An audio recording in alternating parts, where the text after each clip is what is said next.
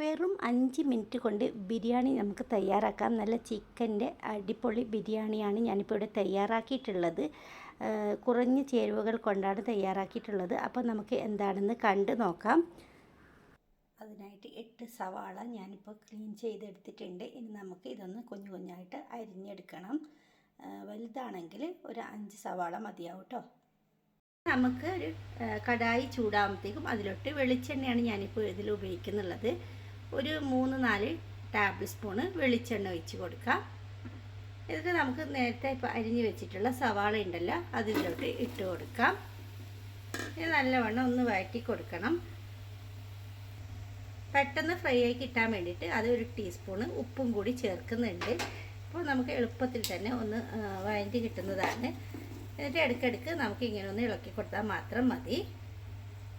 സവാള ഫ്രൈ ആകുമ്പോഴത്തേക്കും നമുക്ക് ഇത് ഉണ്ടാക്കാനുള്ള അരി എടുക്കാം. ഞാനിപ്പോൾ ഇവിടെ 1 കിലോ ചിക്കനുള്ള അളവാണ് പറഞ്ഞു തരുന്നത്. ഏകദേശം സവാളയ്ക്ക് തളർന്നു വരുന്നുണ്ട്. ഇനി 1 കിലോ ചിക്കന് കഴുകി വൃത്തിയാക്കിയത് നമുക്ക് ഇതിലോട്ട് ഇട്ട് കൊടുക്കണം. ഒട്ടും തന്നെ വെള്ളം ഇല്ലാതെ വേണം ഇട്ട് കൊടുക്കാനായിട്ട്. എന്നിട്ട് വേണം ഈ സവാളയിലിട്ടിട്ട് നല്ലവണ്ണം ഇതൊന്ന് ഫ്രൈ ആയി കിട്ടാൻ വേണ്ടിയിട്ട്. നല്ലവണ്ണം ഒന്ന് മിക്സാക്കി കൊടുത്തിട്ട് ഈ ചിക്കൻ ഒന്ന് ലൈറ്റ് ഫ്രൈ ആക്കിയിട്ട് ഇതിലെടുക്കുക. അപ്പോഴേക്കും ആ സവാളയും നല്ല കറക്റ്റായിട്ട് ഫ്രൈ ആയി കിട്ടുന്നതാണ്. ചിക്കനിലോട്ട് കുറച്ച് ഉപ്പും കൂടി ചേർത്ത് കൊടുക്കണം. ഇത് ഫ്രൈ ആയി വരുമ്പോഴത്തേക്കും നമുക്ക് ഇതിനുള്ളൊരു മസാല തയ്യാറാക്കാം. മിക്സിയുടെ ജാറെടുക്കുക. അതിലോട്ട് 3 വലിയ തക്കാളി ആദ്യം ഒന്ന് ഇട്ട് അടിക്കുക. ഒട്ടും തന്നെ വെള്ളം ചേർക്കാതെ അടിക്കണം. ഇതിലോട്ട് ഇഞ്ചി വെളുത്തുള്ളിയുടെ പേസ്റ്റാണ് ഞാൻ ഇട്ടിരിക്കുന്നത്. നിങ്ങളുടെ കയ്യിൽ ഇപ്പോൾ പേസ്റ്റ് ഇല്ലെങ്കിൽ ഒരു കഷ്ണം ഇഞ്ചും ഒരു കഷ്ണം വെളുത്തുള്ളിയും കൂടി, വെളുത്തുള്ളി ഒരു 3-4 അല്ലിയും കൂടി ഇട്ടിട്ട് ഈ തക്കാളി അടിക്കുമ്പോൾ തന്നെ ഇട്ട് കൊടുത്താൽ നല്ലവണ്ണം ഇതേപോലെ അരിഞ്ഞ് കിട്ടുന്നതാണ്. ഇനി ഇതിലോട്ട് ഇപ്പോൾ ഞാൻ ഇടുന്നത് ഒരു പിടി മല്ലിയിലയും പുതിനയും കഴുകി വൃത്തിയാക്കിയതാണ്. അതും കൂടി ചേർത്ത് കൊടുക്കുക. ഇനി കുറച്ച് പൊടികളും കൂടി ഇതിലോട്ട് ചേർക്കുന്നുണ്ട്. അതിനായിട്ട് ഒരു ടീസ്പൂണ് മഞ്ഞൾപ്പൊടിയാണ് ചേർക്കുന്നുള്ളത്.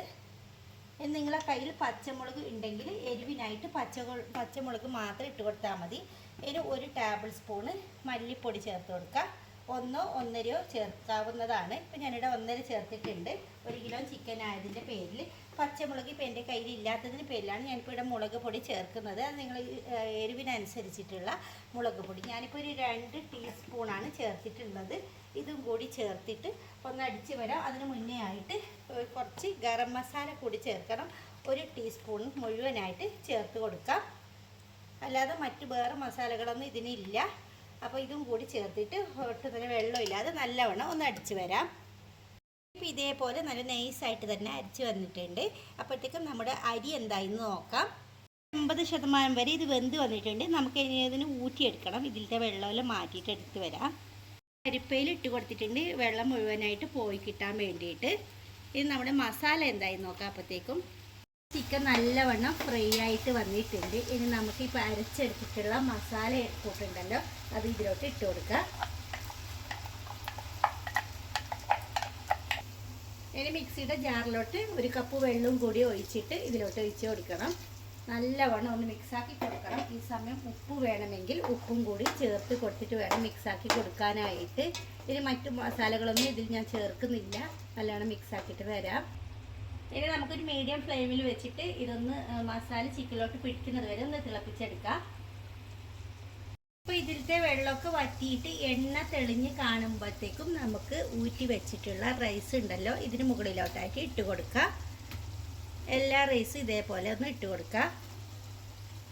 അതിനിപ്പോൾ അരിയെല്ലാം ഞാൻ ഇതിന് മുകളിലോട്ട് ഇട്ട് കൊടുത്തിട്ടുണ്ട്. ഇനി നമുക്ക് ആവശ്യമുള്ള ഇത്രയും നെയ്യ് ചേർത്ത് കൊടുക്കാം. വളരെ കുറഞ്ഞിട്ടാണ് ഞാനിപ്പോൾ നെയ്യ് ചേർക്കുന്നുള്ളത്. 2 ടേബിൾ സ്പൂൺ മാത്രമാണ് നെയ്യ് ചേർത്തിട്ടുള്ളത്. നല്ല ശുദ്ധമായ നെയ്യ് ചേർക്കാൻ ശ്രദ്ധിക്കണം. അപ്പം നല്ല മണവും ഗുണമൊക്കെ കിട്ടത്തുള്ളൂ.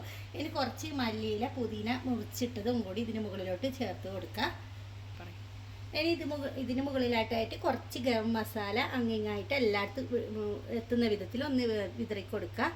ഇനി നമുക്ക് ഇത് മൂടി വെച്ചിട്ട് നമുക്കൊരു 5 മിനിറ്റ് വരെ ദമ്മിട്ട് കൊടുക്കണം. ചെറിയ തീയിലിട്ടിട്ട് വേണം ദമ്മെടുക്കാനായിട്ട്.